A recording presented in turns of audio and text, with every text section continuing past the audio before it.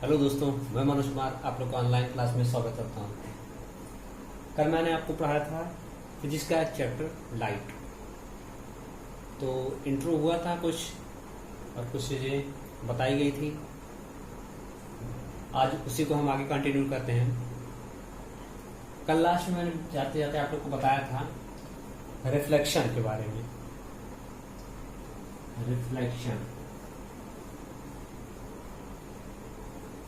Reflection के बारे में। तो आज इसके बारे में थोड़ा सा हम डिटेल में जानते हैं कि व्हाट इज रिफ्लेक्शन। रिफ्लेक्शन क्या है? रिफ्लेक्शन मतलब होता है परावर्तन।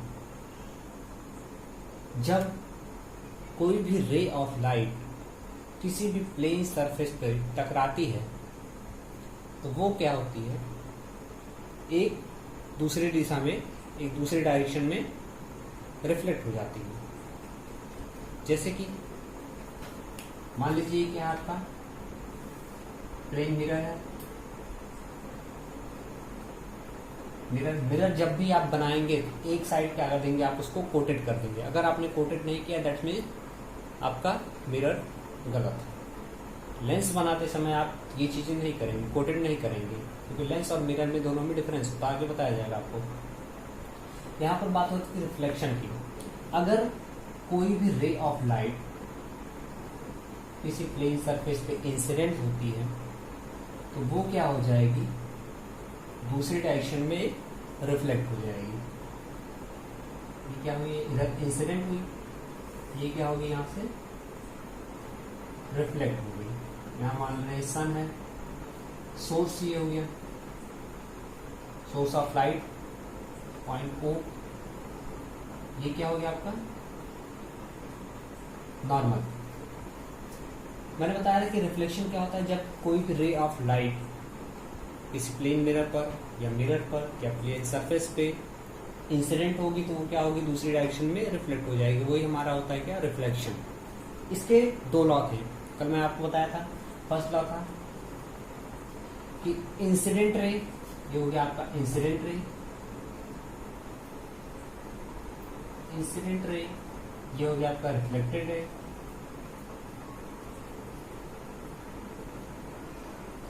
और ये क्या हो गया आपका normal. Incident ray, reflected ray and normal तीनों हमेशा क्या होंगे, एक ही प्लेन पर, एक ही पॉइंट पर लाई करेंगे। ये हो गया हमारा पहला लॉ। सेकेंड लॉ हमारा क्या था कि angle I is equal to angle R, that mean angle of incidence is equal to angle of reflection. तो ये हमारा हो गया angle of incidence which is denoted by I, and ये हो गया हमारा angle of reflection which is denoted by small r। ये दोनों हमेशा क्या होंगे, इक्वल होंगे। Angle I is equal to angle R। ये हमारा कहता है सेकेंड लॉ। इसके दो लॉ हैं, लॉ ऑफ रिफ्लेक्शन के दो लॉ हैं। पहला angle of incidence, sorry incident ray, reflected ray and normal तीनों एक पॉइंट पर, एक प्लेन पर लाई करेंगी। सेकेंड है angle I is equal to angle R, ये हमेशा क्या होगा, इक्वल होगा। ये हो गया। अब इसी में आपको पढ़ना है रिफ्लेक्शन के पार्ट्स हैं। एक होता है रेगुलर रिफ्लेक्शन, एक होता है डिफ्यूज रिफ्लेक्शन। एक हमारा रेगुलर रिफ्लेक्शन और दूसरा है हमारा डिफ्यूज रिफ्लेक्शन।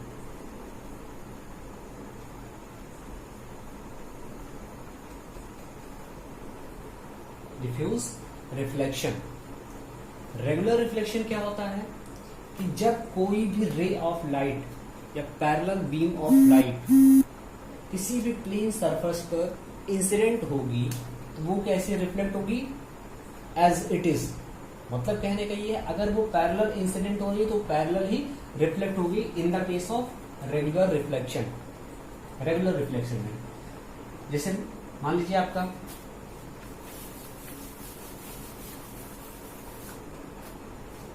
ये प्लेन मिरर है,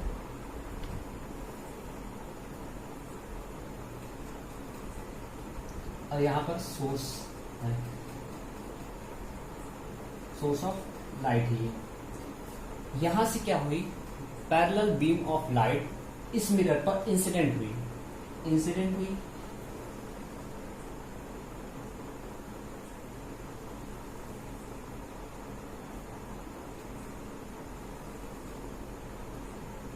ये क्या हुई, parallel beam of light incident हुई प्लेन मिरर पर।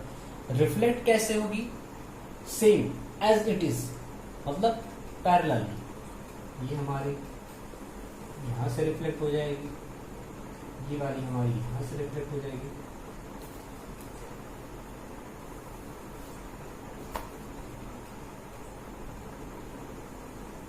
और ये वाली हमारी यहां से रिफ्लेक्ट हो जाएगी। तो आप point O dash O double dash आप यहां से देख रहे हैं कि incident beam of light parallel है और रिफ्लेक्शन की जो बीम ऑफ लाइट है वो भी क्या है, हमारी पैरेलल है। तो ऐसे केस को हम बोल देते हैं रेगुलर रिफ्लेक्शन, रेगुलर रिफ्लेक्शन, ये हो गया हमारा। दूसरा केस है हमारा डिफ्यूज रिफ्लेक्शन का। डिफ्यूज रिफ्लेक्शन में क्या होता है कि अगर कोई भी पैरेलल बीम ऑफ लाइट किसी भी सरफेस पर, रफ सरफेस पे, यहां पर केस आ जाएगा हमारा रफ सरफेस, इसमें था प्लेन सरफेस, इसमें आ जाएगा हमारा रफ सरफेस।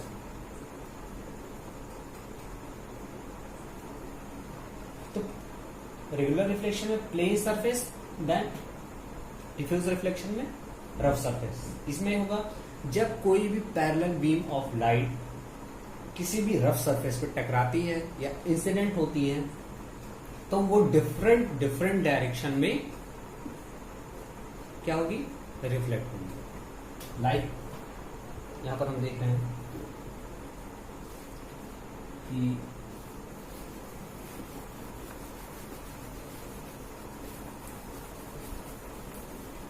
इसको आप नोट करके चलिएगा, ये है हमारा कोई रफ सरफेस, इस पे हमने क्या की, parallel beam of light incident कराई,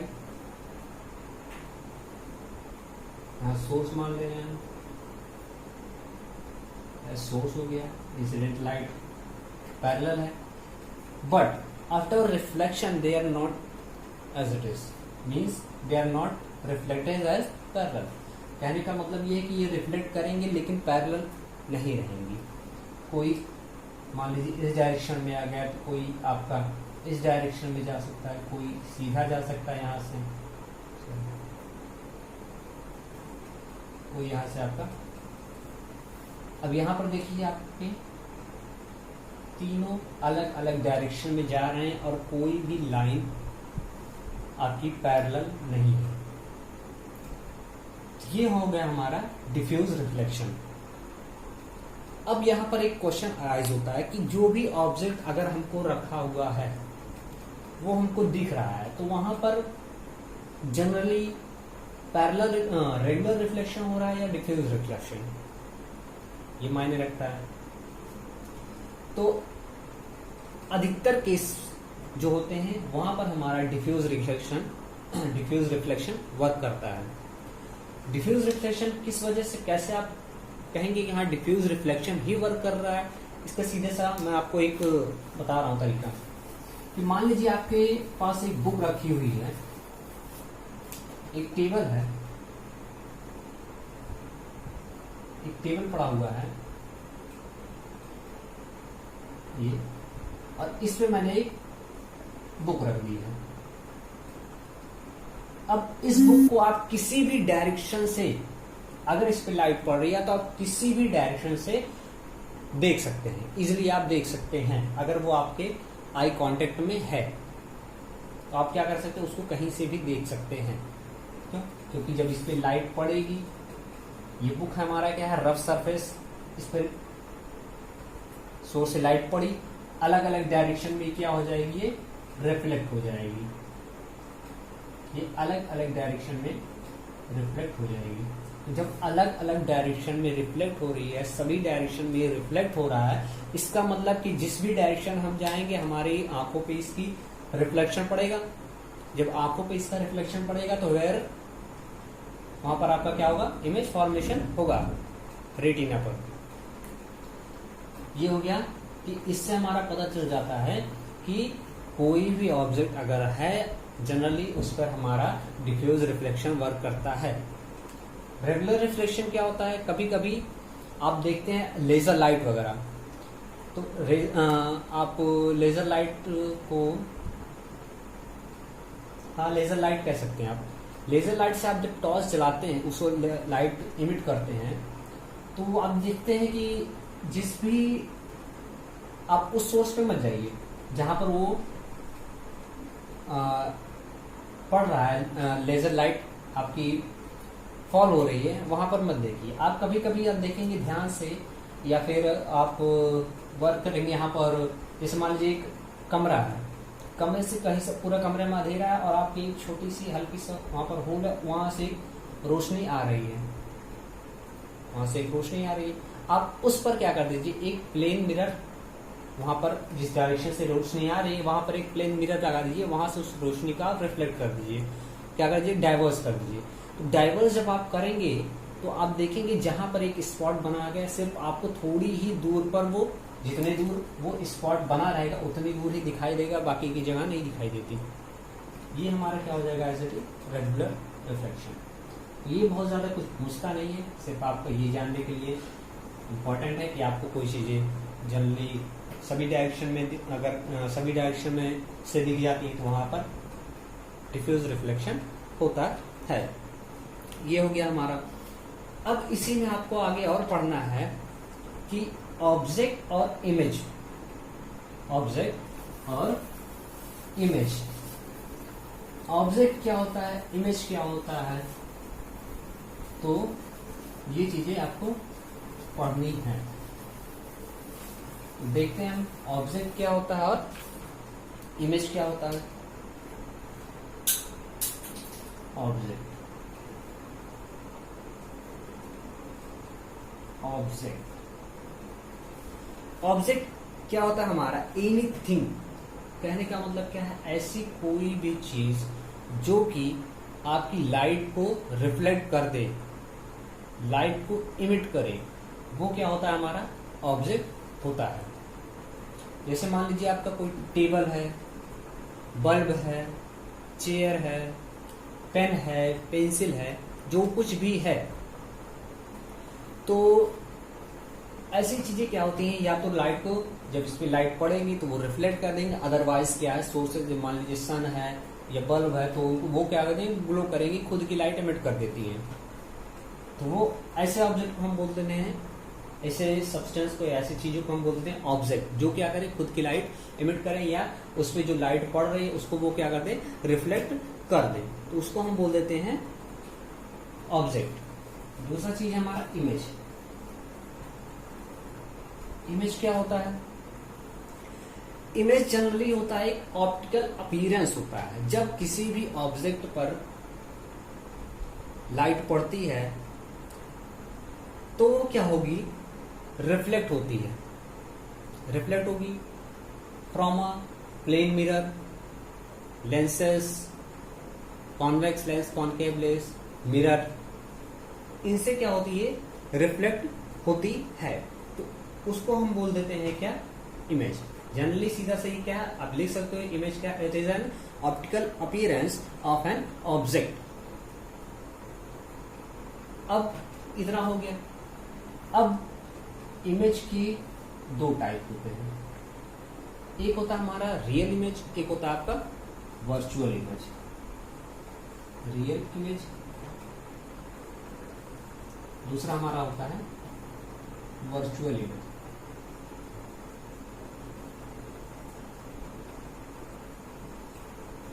रियल इमेज और वर्चुअल इमेज। तो ये रियल इमेज और वर्चुअल इमेज क्या है, रियल इमेज हम ऐसे इमेजेस को कहते हैं जिनको हम पर्दे पर प्राप्त कर सकते हैं, which can be obtain on the screen. तो द इमेज, करेक्ट डिफिनेशन इसकी, the image which can be obtain on a screen is called real image. ये होता है हमारा रियल इमेज। अब दूसरा है हमारा वर्चुअल इमेज। वर्चुअल इमेज ऐसे इमेज जो कि क्या होते हैं, which can not be obtain on the screen. Real image which can be obtained on screen, और virtual image which can not be obtained on screen।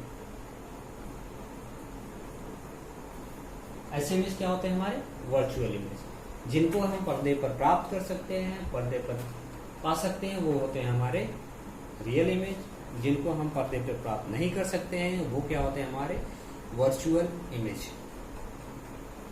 अब इसमें हमको देखना है कि इमेज फॉर्मेशन कैसे होता है, इसी मेन आपको पढ़ना है। ये तो रियल इमेज या वर्चुअल इमेज 1 नंबर क्वेश्चन में पूछ लेता है जनरली।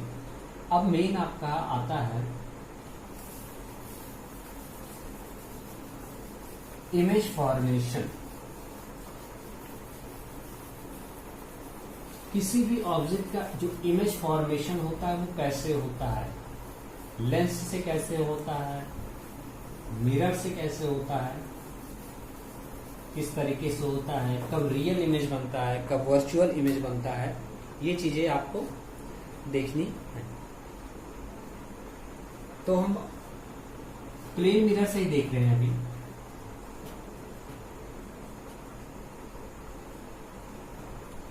प्लेन मिरर से इमेज फॉर्मेशन कैसे होता है। मान लीजिए हमारा क्या है, ये एक मिरर है,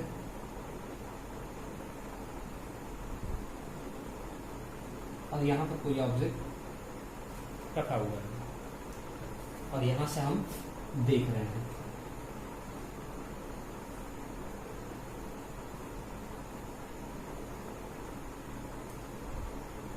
यहां से हम देख रहे हैं, ये क्या हो गया हमारा सोर्स हो गया। अब इस सोर्स से जो लाइट इंसिडेंट होगी प्लेन मिरर पर, वो मान लीजिए एक लाइट इंसिडेंट हुई और एक लाइट ये इंसिडेंट हुई।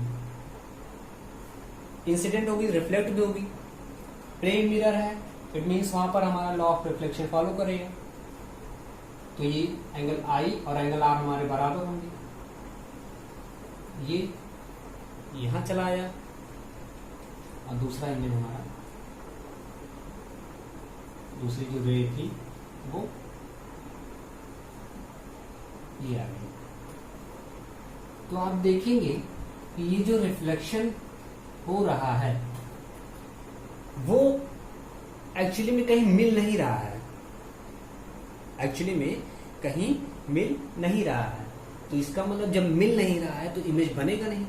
इमेज तभी बनता है जब रिफ्लेक्शन लाइट इंसिडेंट होने के बाद रिफ्लेक्ट होती है, और रिफ्लेक्ट होने के बाद कहीं ना कहीं वो मिलती है या मिलती हुई प्रतीत होती हैं।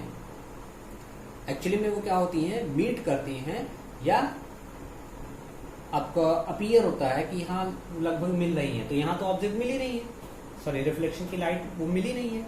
अब कैसे इमेज बनेगा? तब हम क्या करेंगे, इमेज फॉर्मेशन के लिए इसको हम प्रोड्यूस करा देंगे मिरर के अपोजिट डायरेक्शन में। इस डायरेक्शन में हमने प्रोड्यूस कराया, यहाँ पर ये ऑब्जेक्ट हमको, यहाँ पर ये दोनों मिलती हुई दिखाई रही कि वहां पर मिल रही हैं। और जहां पर आपका रिफ्लेक्शन के बाद रेस मिलेंगी वहीं पर हमारा क्या बनेगा, इमेज बनेगा। तो ये है हमारा क्या हो गया, इमेज हो गया कि इमेज यहां पर हमारा बन रहा है। अब यहां पर देख लीजिए कि यहां पर हमारा लॉ ऑफ रिफ्लेक्शन फॉलो कर रहा है। तो अगर ये हमारा एंगल आई है और ये angle R, I1 R1, I2 R2, angle I1 equal to angle R1, angle I2 equal to angle R2, ये हमारा होगा। तो ये हो गया हमारा इमेज फॉर्मेशन। और ये इमेज बनेगा कैसे हमारा? Virtual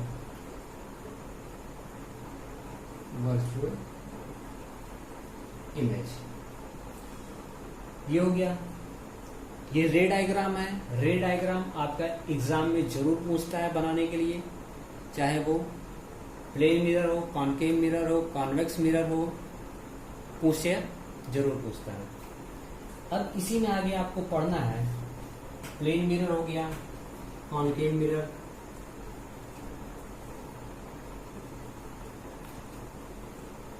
concave mirror, convex mirror,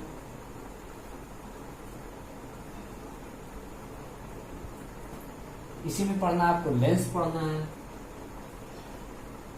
concave lens,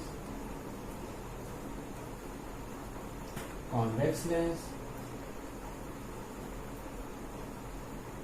ये चीजें आपको पढ़नी है और इनके थ्रू इमेज फॉर्मेशन आपको पढ़ना है, जो कि क्या होगा एग्जाम में बहुत ही इंपॉर्टेंट कंटेंट है। ये एग्जाम में पूछा जाता है जरूर कि इमेज फॉर्मेशन बताइए, कॉनकेव मिरर से आप कॉन्वेक्स मिरर का, कॉन्वेक्स लेंस से या कॉनकेव लेंस से जब ऑब्जेक्ट आपका फोकस पे रहे, फोकल पोल पे रहे, फोकस पोल के बीच रहे, इन्फानाइट पे रहे, तब इमेज फॉर्मेशन कैसा होगा, उसका नेचर बताइए, रियल, इन्वर्टेड, वर्चुअल कैसे होगा, शेप साइज बताइए।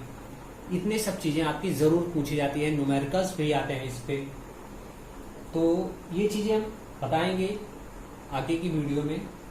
बाकी इतनी चीजें आप नोट कर लीजिए और शेयर और सब्सक्राइब जरूर करें, बेल आइकन को जरूर प्रेस कर दीजिए ताकि जो नए नए वीडियो आए आपको पता चल सके। इस लॉकडाउन में आप घर रहिए, stay home, stay safe and comment में जरूर बता दीजिएगा आपको वीडियो कैसा लगा, और जो भी आपके क्वेश्चन हो आप जरूर कमेंट बॉक्स में लिख दीजिए, हम उनका आंसर आपको अगले वीडियो में जरूर देंगे। Thank you so much.